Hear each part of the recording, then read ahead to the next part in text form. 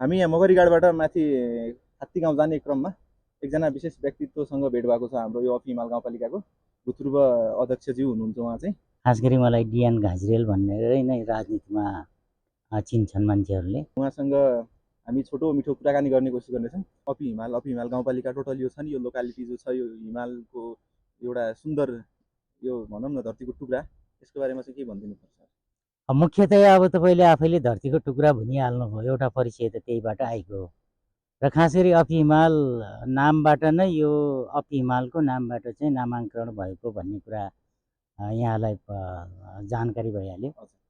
र अफि हिमाल भन्ने बित्तिकै खास गरी पर्यटकीय रूपमा मनोरम दृश्य भएको र खास गरी जडीबुटीको एकदम धनी भएको ठाउँ र खास गरी जनताको एउटा कल्चरल रूपमा पनि अलि भिन्न, खास गरी यहाँ मल्देशी संस्कृति भनेर पनि मल्देशी संस्कृति भन्छन्। खास गरी यसलाई अगाडि चाहिँ मल्देश भनेर चिनिन्थ्यो र त्यसो भएकोले यहाँको संस्कृति र यहाँको संस्कार र यहाँको प्राकृतिक दृश्य र धार्मिक पर्यटन पनि यो खास गरी अफि हिमाल गाउँपालिकाको मुख्य विशेषता हो जस्तो लाग्छ मलाई। अनि यो पछिल्लो समय पर्यटकहरू त एकदमै धेरै आइरहेको छन् होइन?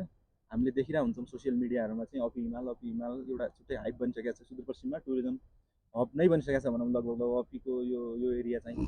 त्यसमा के भन्न चाहनुहुन्छ हजुरले? स्थानीय सरकारले के पहल गरेको छ र अब गर्नुपर्ने पहलहरू के छ? के कुराहरू कमी भएको जस्तो लाग्छ हजुरलाई? के कुरा सुधार्यो भने अझ यो टुरिज्मलाई प्रमोसन गर्न हामीले सहयोग गर्न सक्छौँ जस्तो लाग्छ? मुख्यतया अफि हिमाल गाउँपालिकाको जनजीविकालाई अगाडि बढाउने र समृद्ध नेपाल र सुखी नेपाली भन्ने नारालाई सार्थकतामा रूपान्तरण गर्नको निम्ति यताको सबैभन्दा महत्त्वपूर्ण कुरा भनेको पर्यटन नै हो। र खास गरी धार्मिक पर्यटन र प्राकृतिक पर्यटन दुईटा महत्त्वपूर्ण छ अहिलेको निम्ति। र त्यति धार्मिकमा त्यति नभए पनि प्राकृतिक पर्यटनमा चाहिँ अहिले राम्रै भएको छ।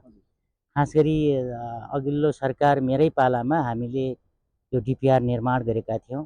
मलाई लाग्छ अहिले हामी यो खुट्किला जो चढिरहेका छौँ यो पनि पर्यटन पूर्वाधारकै रूपमा चाहिँ केन्द्र सरकारको विशेष अनुदान र पछि हामीले चाहिँ प्रदेश सरकारको समपूरकमा हामीले निर्माण गरेका हौँ। र मलाई लाग्छ विगतको भन्दा धेरै सुधार भएको छ, किनकि त्यति बेला साधन स्रोत थिएन।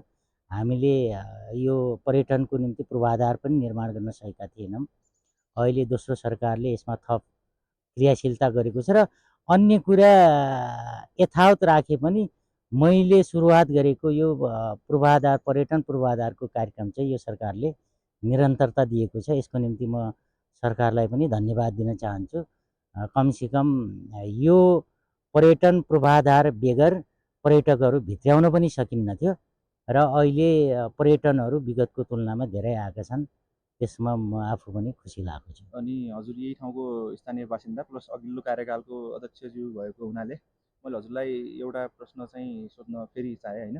यो जुन हाम्रो यो रोडको अवस्था छ नि, यो रोडमा चाहिँ खासमा के छ? अहिले पनि बजेटहरू छ बनिरहेछ अथवा पिच त अलिक पछाडिकै कुरा छ जस्तो लाग्छ मलाई। यो कच्ची पनि अलिकति व्यवस्थित भइदियो भने आउने जानेहरू एटलिस्ट बाइकले मगरीघाटसम्म पनि आयो भने माथिको लागि सजिलो हुने थियो। के छ रोडमा चाहिँ बजेटको अवस्थाहरू के छ? मलाई लाग्छ नेपाल राज्यभरिकै सडक सञ्जालबाट नछुएको, सडक पहुँच नभएको पालिकाभित्रको एउटा पालिका यो पनि हो।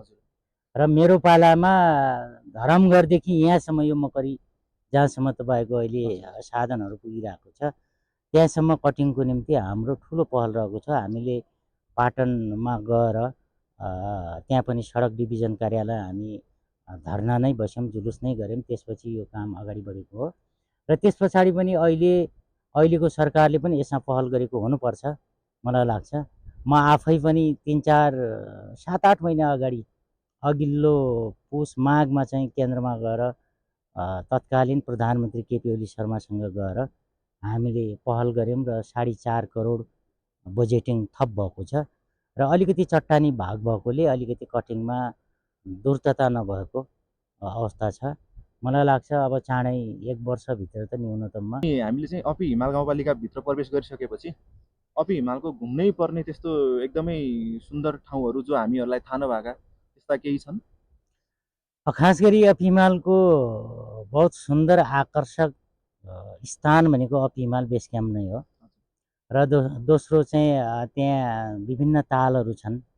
कालीढुङ्गा ताल, बैली ताल, जो बैली ताल यहाँहरू पुगी अहिलेसम्म कोही पनि पुग्नु भएको छैन। त्यसै गरी अब छेत्ती घाँजिर जो चाहिँ अब यो पालिकाको सबैभन्दा लास्ट पुछारमा भएको बस्ती हो। त्यहाँ पनि सुन्दर बस्ती छ, सुन्दर प्राकृतिक रमणीय स्थान छ। त्यसै गरी धरमघर भन्ने धरमघर पाटन पनि धेरै सुन्दर छ, जहाँ चाहिँ अहिलेसम्म पर्यटकहरू जान सकेका छैनन्। धरमघर पाटन भन्ने हो, त्यहाँ माथि छ। त्यसै गरी यतापट्टि हाम्रो यो मेरो पाला मैले यो डाँडै डाँडा चाहिँ एउटा बाटो खोलेको छु मैले। यताबाट चाहिँ चाइमेटालाई भन्ने सुन्दर ठाउँ छ, त्यहाँबाट चाहिँ हाम्रो नौगाड अनि दुह गाउँपालिका र ब्यास गाउँपालिका जोड्ने ठाउँ छ र त्यहाँको पर्यटन पूर्वाधार, त्यहाँको बाटोघाटोको अवस्था अहिले राम्रो छैन, भविष्यमा त्यो बन्ला। यी नै हुन्। र अर्को कुरा धार्मिक रूपमा चाहिँ हाम्रो चाहिँ सुरुमा सरोवर जाने चलन छ, सुरुमा भवानीको जात्रा लाग्ने चलन छ। त्यसो भएर धार्मिक पर्यटनमा पनि यहाँ एकदम महत्त्वपूर्ण ठाउँ छ। र यो जुन सिडी हामी चढिरहेको छौँ यसको टुप्पोमा चाहिँ सिद्धमकरीकोट पर्यटकीय पदमार्ग हो यसको नाम। यो पनि एउटा ऐतिहासिक र धार्मिक ठाउँ हो। यो पनि एकपटक चाहिँ घुम्नै पर्ने, हिँड्नै पर्ने ठाउँ हो। हस्, धन्यवाद, एकदम धेरै धन्यवाद। हामीलाई छोटो मिठो समय दिनुभयो। धन्यवाद हजुरलाई। धन्यवाद।